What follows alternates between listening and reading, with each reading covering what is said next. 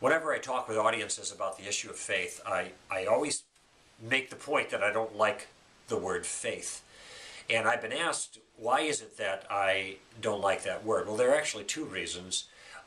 One is a modest concern, and that is I try to stay away from religious language as much as possible. And the word faith, though it applies to lots of different things, when you talk about it in a religious concept, it's almost context. It's almost as if people's eyes glaze over. You know, this is just one of those religious words, and sometimes it doesn't communicate anything significant to them. That's the first problem. The second problem is that it does communicate something significant to them, and what it communicates is wrong.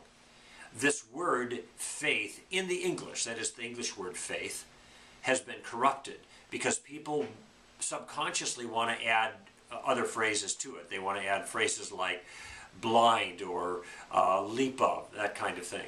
And therefore, whenever you talk about faith and they subconsciously add that to it, they have a notion of faith that is not biblical. And of course, faith is in the Bible, but it's not the English word faith, it's a Greek word. And the Greek word now, I should say, means more than what the word faith now means in people's minds when they hear it. The Greek word pistis, or some form of that word, translated faith or believe, meant active trust. And this is the substitute word I try to use to avoid the religious word on the one hand, and to avoid the confusion about the word faith.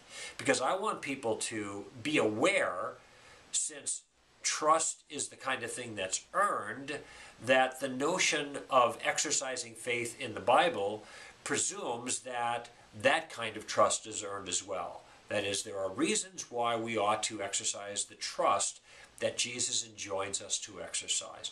And the Bible is filled with those reasons, and apologetics are filled with those reasons. I won't go into those right now.